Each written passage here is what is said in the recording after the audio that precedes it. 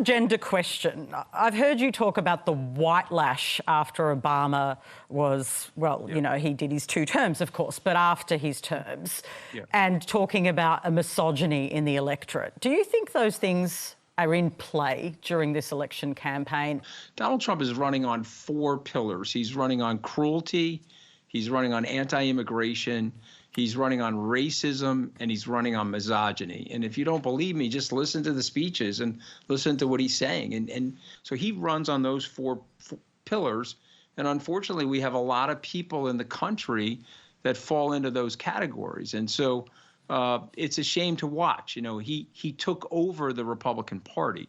The Republican Party that Dennis worked with when he was in the White House, the Bushes, the Cheneys, the Romneys, the McCains, is long gone.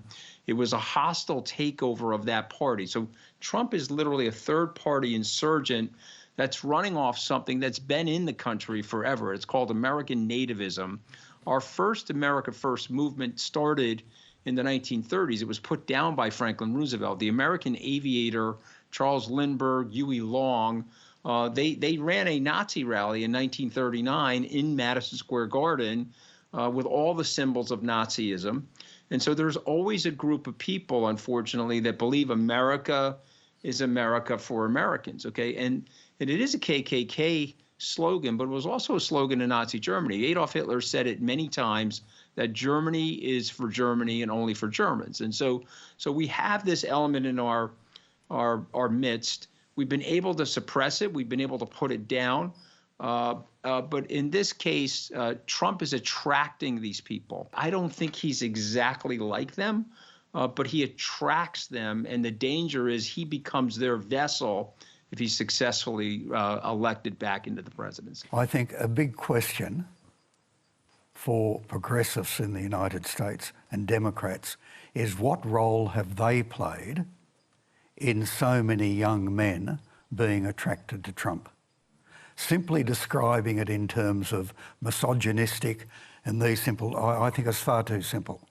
There are things going on there, and progressives have played their part in pushing young men in that direction. I think the other part of this equation is women, because you might expect that women would step up when reproductive freedoms are on the ballot. And I think they are to some extent, but that story is also a little bit complicated too. Opinion polls do show that abortion is not a #1 issue for any women except women under 30.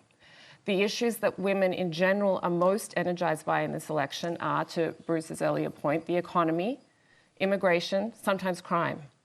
And so the question is, there's a disconnect both amongst women and men on either side. And I think it's a bit of a mystery how to bridge it at this point.